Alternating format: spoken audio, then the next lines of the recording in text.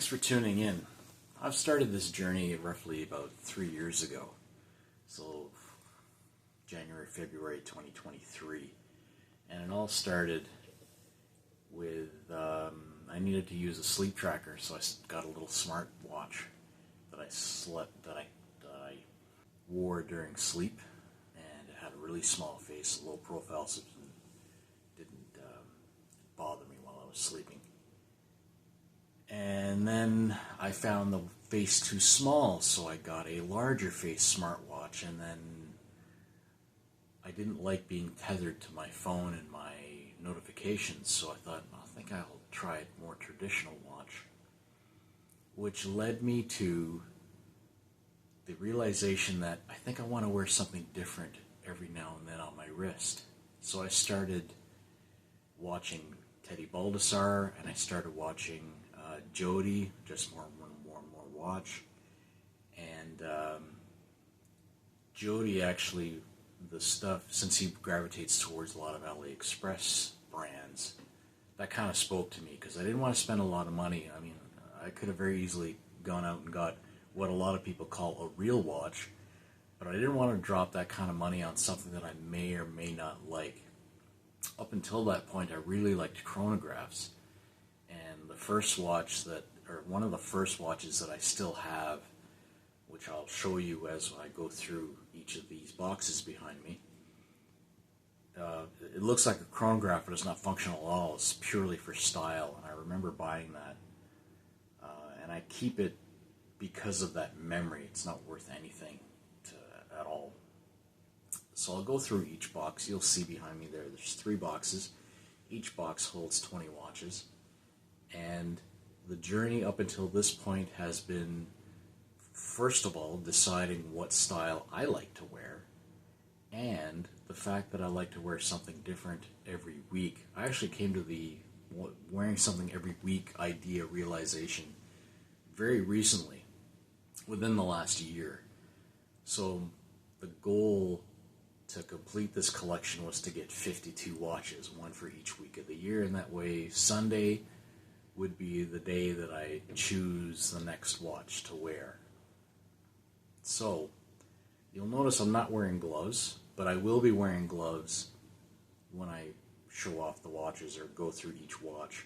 Reason being is, I have psoriasis that has affected my nails, and the point, or the reason you guys are watching this is to look at the watches. You don't need my nails distracting you from the watches, so we'll be wearing gloves. And if you've seen my other videos, you'll note that I wear gloves with all of them because of that exact reason, and it keeps the fingerprints off the watches and I don't have to wipe them down all the time. So we're going to flip the camera, or rather I'm going to go out of view. I'm going to put my phone on my small tripod so I can get up close and personal with each and every watch. I'll explain the brand, model, and the features that I like or dislike about it. I hope you enjoy the video.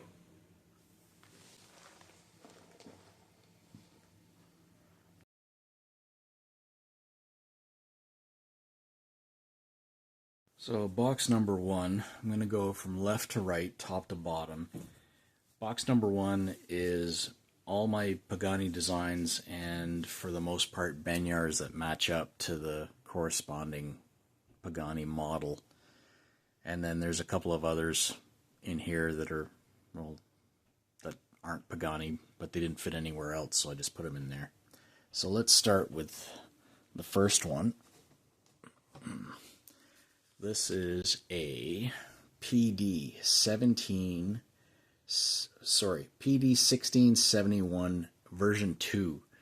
Now the difference between this and the version 1, the version 1 has a waffle dial and a date complication. I went with this one because it's a lot cleaner and more it represents the BB58 a bit better. And it's a beautiful design. A lot of people who see this don't even realize it's not a Tudor. It's finished that well.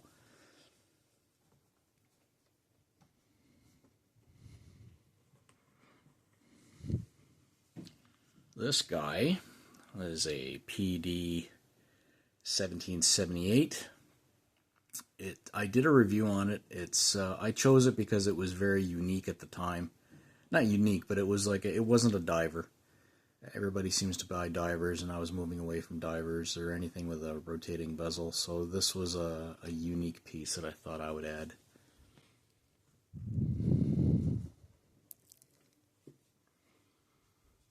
This is the PD 2445A.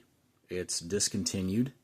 I actually bought this because 2 years ago I had a crazy idea that I would try and sell PDs and make a couple of bucks on them. So a wholesaler in China reached out to me, and I bought 20 watches. He had 5 of these, so I bought the remaining 5 known to exist and added some other models that sold relatively quickly. But this one I decided to keep because I did like the 6 o'clock date window and the unique design of the tag. It's homaging a tag. And I did a review on it too. And it's a quartz, so it always keeps time.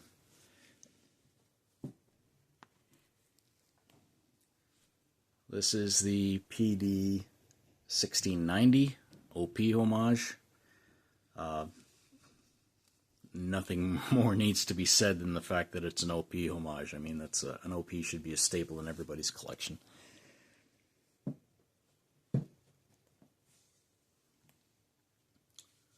PD 1692 version 2 Explorer homage. The version 2, they didn't put the PT time on the dial, thankfully. So it's a lot cleaner, and this actually scratched the itch for getting an Explorer. It's a beautiful watch, and I did the review on that as well.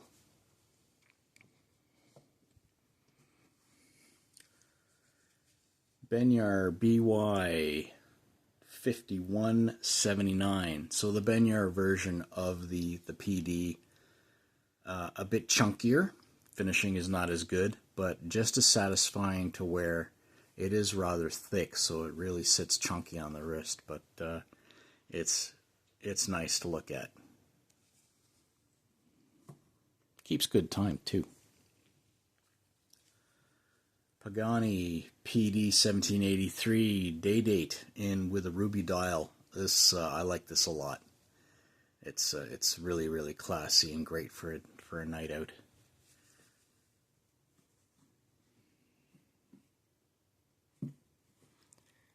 Ooh, it's giving me trouble. Oh, there we go. Okay, so Pagani PD 1645. Datejust with a black dial. And even though it says it's black, there's like, depending on which way you look at it, there's it's kind of like a gunmetal. It's almost got a little bit of sunburst to it. Another satisfying wear. Benyar. So this is the Benyar OP. It's called the BY5185 in a yellow face. You can also, there's a number of different colors available in this. Still really affordable on AliExpress, and a really satisfying wear as well. And it takes very well to strap swaps.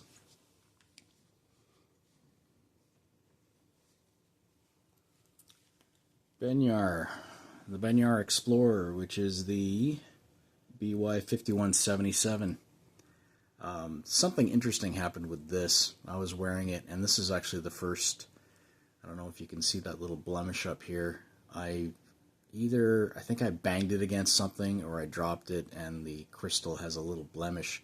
Can't really feel it, but it's there to the eye, so it may be underneath. When it happened, I was kind of disappointed, and I wondered if I should even bother getting it fixed. But then I realized, no, that's battle scars are a good thing. It's proof that it's been worn, and it gives it a bit of character and a story behind it. So I'm going to leave it the way it is. Now down to the second level. PD 1731. This is VH31 quartz movement, and at the time that these came out, they were practically giving them away. So couldn't say no. I think everybody should have one of these in their collection. There's also a green face and a cream face, which is very classy. Not the end all be all as far as watches go, but definitely very unique.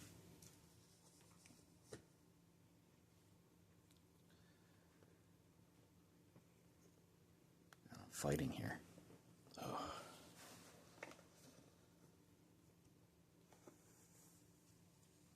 This is the PD YS003 IWC homage. Very, very nice.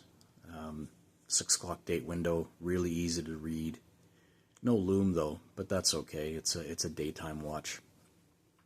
And then its sister / brother, and this is probably my favorite in my collection, and one of the ones that I plan to, if I were to win the lottery or get some type of windfall, I would probably go out and buy the the IWC version of this. This is the PD 1722. It does everything that I want from a watch. Small seconds and power reserve, 6 o'clock date window. No lume. I don't really care about lume, but I love this one.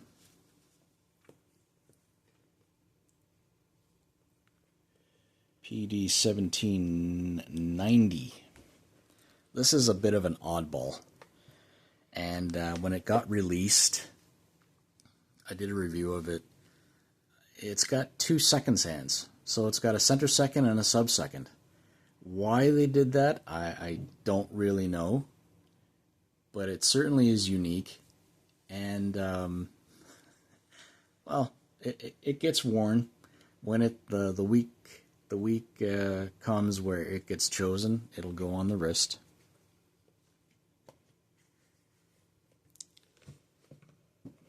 PD 1767. Nod to the Panerai. And again, I love it. Power reserve, small second. The bezel is nice, but I don't use it. But it's got a good chunky feel when I feel I want to be a little bit sportier.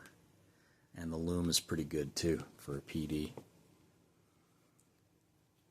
Felida Aquaterra homage, shades in the green. Absolutely gorgeous. This is beautiful. I wish it had a model number. There's no model number, so I just call it the green shades. And then the Rolls Timmy RT7912. This is a Pagani sub-brand, and the quality of finish is actually quite good. Why they didn't bring this out as a PD, I'm not sure. I think maybe they wanted to offer something at a lower price point because it has a mineral glass instead of sapphire. And I believe it has. There's another option that you'll pay more for with the PD that this one doesn't have, but it escapes me at the present time. I did do a review video on this, which I can link. If you want to watch that, just let me know. But that's I love the color of the face is just gorgeous. And then the PD version of it, which is the 1688. PD 1688 has the horizontal striping on the dial, 3 o'clock date complication, NH35, finishing qualities as you would expect from a PD. And this one is very polarizing. This is the PD 1725. I don't know if this is homaging anything. Let me know in the comments if what this reminds you of, or if you've seen anything else from any other brand of this. It's square. It uses a quartz movement. I put this aftermarket steel bracelet on it because I liked it better than the silicone strap that it came with. It's a big sucker, 24 mil lug width. I did a review on it, and every time I wear it, it gets comments, especially from my personal trainer, because it's chunky. And the last one in this box is an art piece. Art on your wrist. It's the PDYS 014. I did a review on it. NH35 movement, decent loom, and definitely very unique, and that's why I bought it. So there's box number 1, and now we'll move on to box number 2.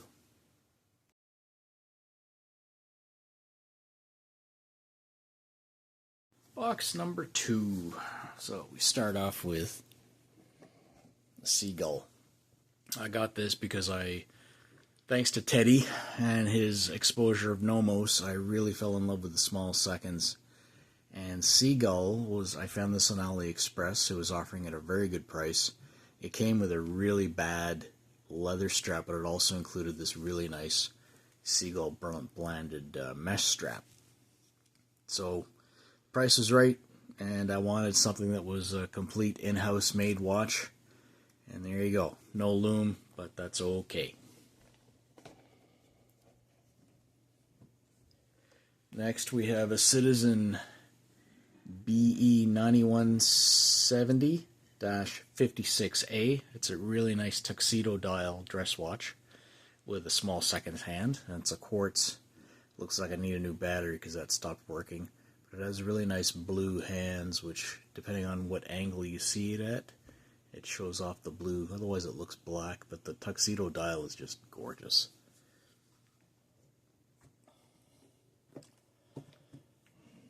Another small seconds, and I think you're probably seeing the theme of the top row of that box. Orient Bambino. The model number is RAAP0005B10A. How come they just can't call it something simple, like a Bambino whatever? Anyway, gorgeous. The Bambino is a staple in many people's collections for good reason.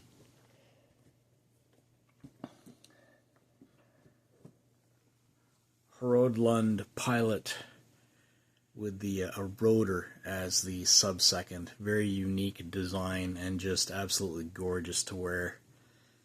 Decent loom, and yeah, definitely a looker. I like wearing this, especially with the big crown that's easy to grab onto and set. I got this because it ticked 2 boxes. I wanted an actual tourbillon, and I wanted something with a aventurine dial. And this is just, when I wear this, I kind of forget what's going on during the day, because their tourbillon is just beautiful to look at. Let me see if I can get it going. Yeah, it's beautiful. Just absolutely gorgeous.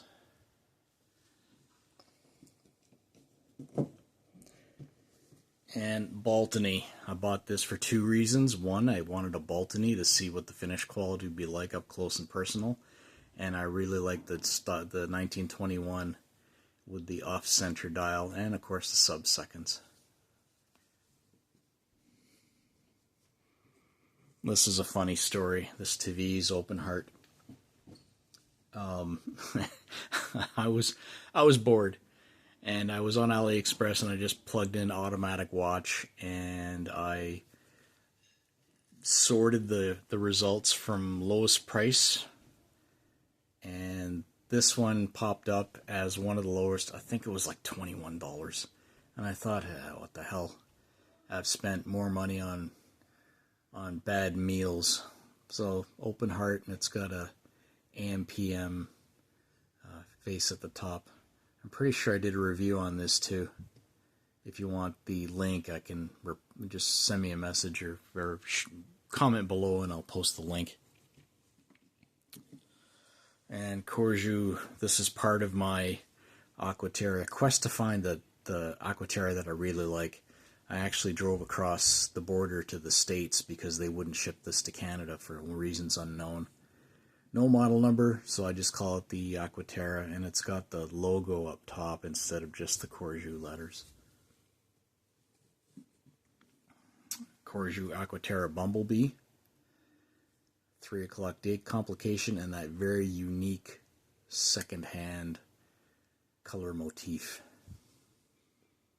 It also has the vertical striping in the dial instead of the horizontal as some of the later models. Of course, your Railmaster, another simple three-hander, but that classic timeless design, courtesy of Omega.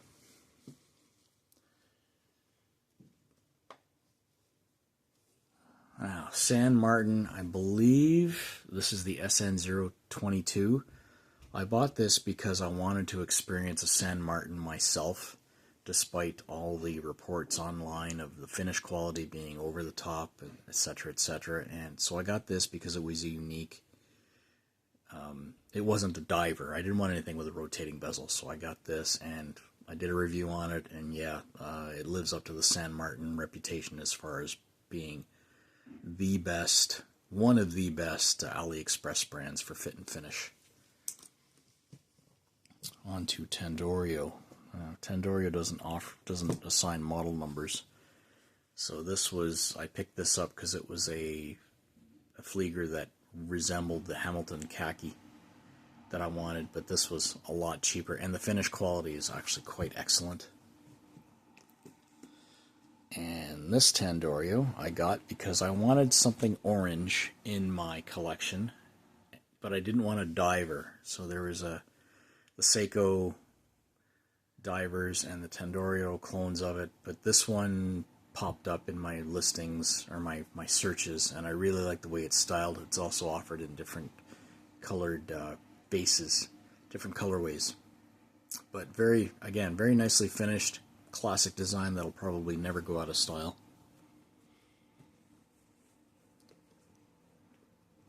And this is a Tandorio Black Bay 41, which again I was wanting to get something different that wasn't a Pagani design. This is actually a really nice watch. And then for this one, another Tandorio, I wanted a mother of pearl. I actually bought the white one, white mother of pearl, because it looked good in the pictures, but when I finally got it, I didn't like it, so I returned it and ended up getting this one, and I like it a lot more. Really, really nice on the wrist. Excellent finish quality. Definitely a keeper, or worth the money, for so to speak. Seiko SNKP 27. I got this because it wasn't round. I love the TV dial. I love the day date. It's an automatic. It doesn't need to be wound. I can manually wind it, as well as it has a power reserve. And I put it on this aftermarket strap because the leather strap that it came with was just horrible, as most Seiko straps are. Tissot PR100. I actually found this on Marketplace. A collector was wheedling down his collection, and this is a PR100. I gravitated towards it because of two reasons. One, I didn't have a Tissot. I wanted to experience it firsthand, and it's got a black anodized case. It was not stainless steel, so uniqueness spoke to me, and the price was right, so I went for it. Burney Railway. The loom on this is insane, and I really wanted to get a Mondaine, but the price was out of reach, and the stop-to-go movement was no longer being offered, so this came close to scratching that itch, and I put it on an aftermarket bracelet because, again, the strap that it came with not only was crap, but it was too big for my wrist, believe it or not. I was almost on the last hole, so this works well on that. My local watch guy that I go to, independent mom and pop type shop, he puts in new batteries for my quartz watches when I feel lazy, and every time I walked into his shop, he had this in the case. And every time I walked into his shop, I would look at it and I would think, well, the next time I go in, if it's still there, I will probably pick it up. The model is the RM369FX9.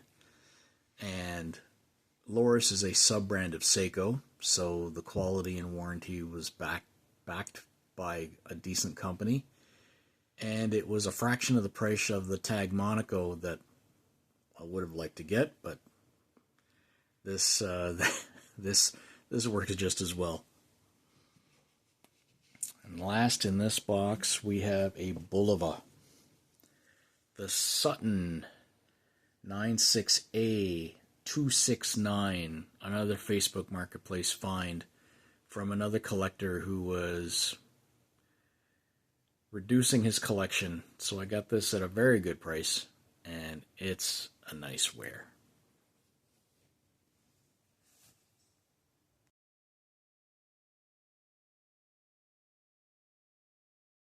And finally, box number 3. Starting off with the Addy's Dive 2066 in mint green. Another Facebook Marketplace find. I was humming and hawing about this one, and then it popped up locally for a price that I couldn't resist, and that mint green just spoke to me. So I thought, what the hell.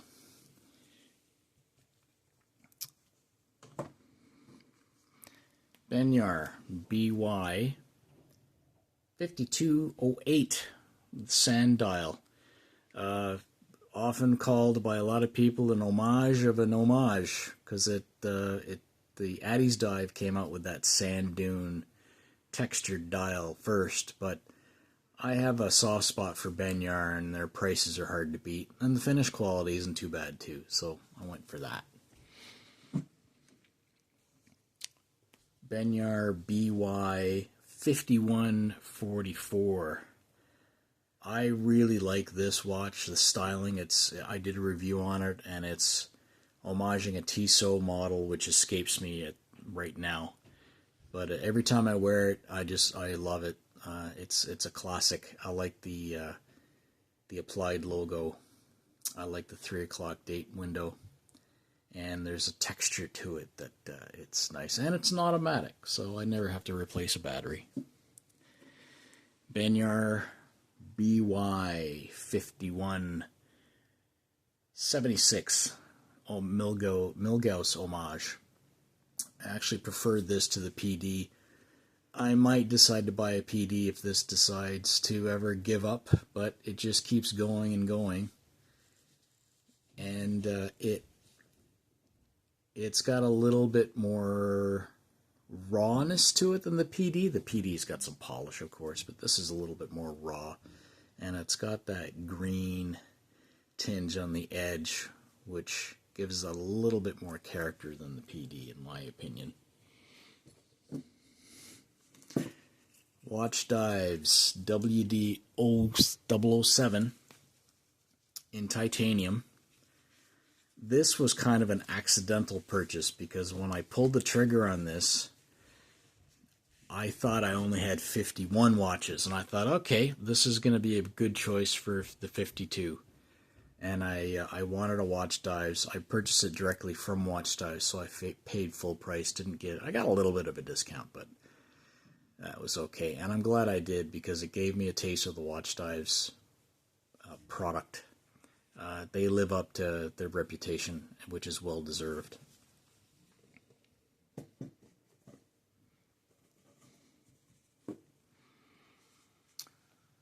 Vice FM 202. Thanks to Teddy and my want of a Nomos. This, again, another Facebook Marketplace find. He probably bought it as part of a larger collection and didn't want it.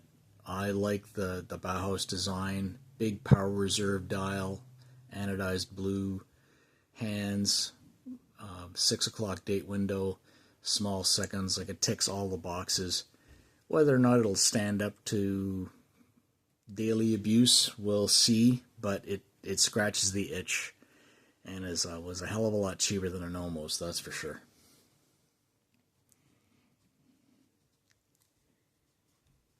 So far, we haven't seen a digital watch, that's why I picked this one up. And my trainer actually said, why did you get that instead of a Casio? And I thought, well, I was buying some stuff from AliExpress, and this was on sale. it was roughly half the price of a Casio. I mean, a Casio's $40 to begin with, so this was about 20, and it ticked that box. SCME 1123, and it does what it's supposed to do. It's actually not too bad. Casio dual time, digital and analog. It's the AQ230. Another Facebook find. Price was too good to pass up, and it filled a hole in the box.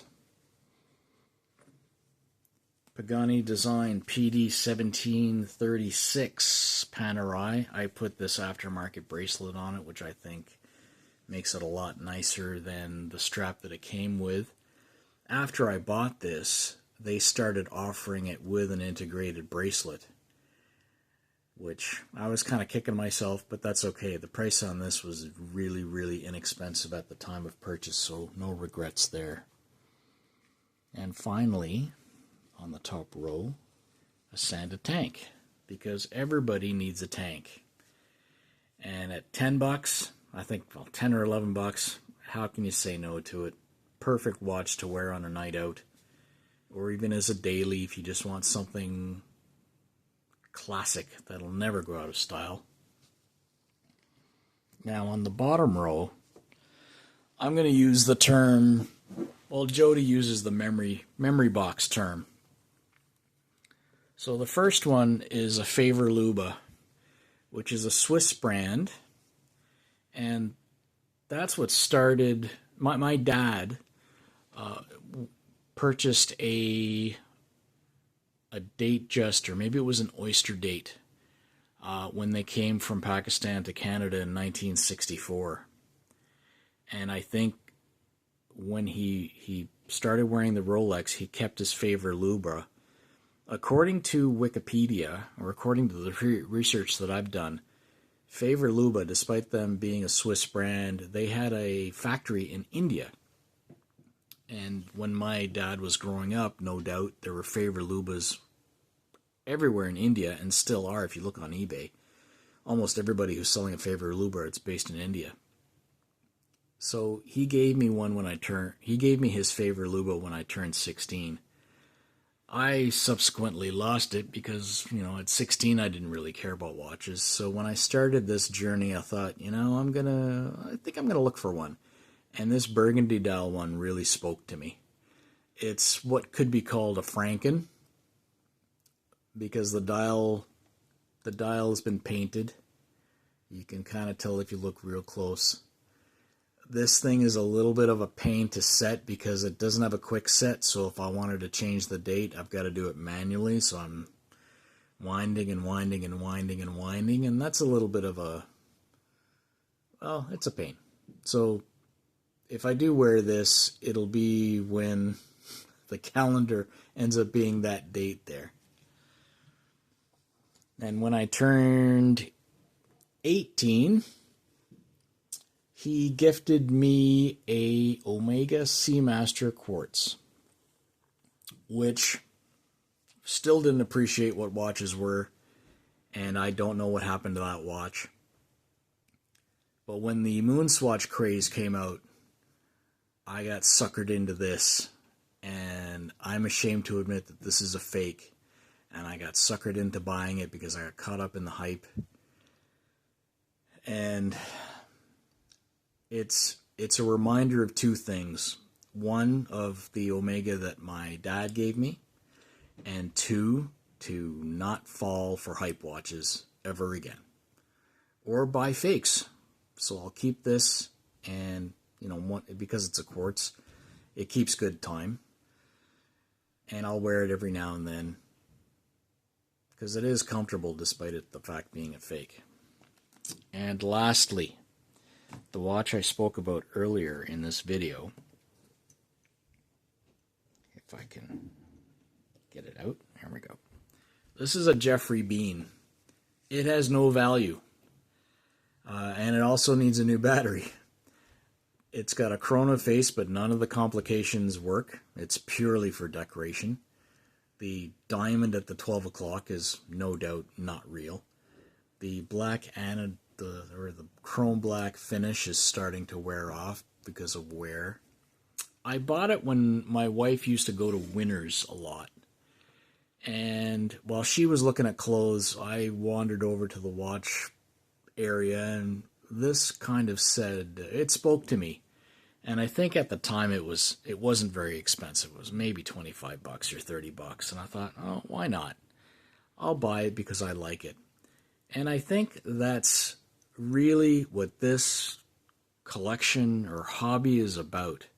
The journey to discover what you like and to buy what you like.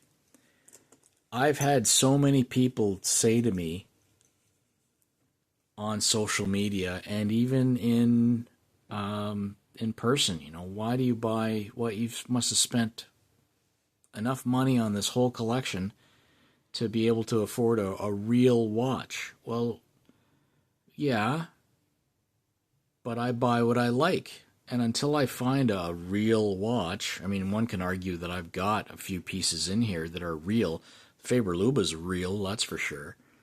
And I've got a few other, I've got the Seiko, and I've got the Bulova, and I've got the Tissot. Buy what you like. Ignore the snobbery, ignore the hate. Buy what you like and enjoy your collection. Please leave a comment below if you want to ask a question or if you want me to give you the link of the videos that I've already done on a lot of these watches. Like, subscribe, share. I welcome your comments. I'm always eager to learn and looking to go forward in my journey. But now that I have 53 watches, well, I'm not going to count that one, really, because I don't wear it. So now that I have 52 watches, one watch for every week of the year, my buying and my reviewing is going to be practically non-existent for the foreseeable future, unless I see something that really goes, ooh, that's nice, I think I might have this. Or unless one of these decide to stop working for whatever reason and I don't want to get it repaired, I'd rather just replace it, then something else will fill its place. Thanks again for tuning in, and have yourself a great day.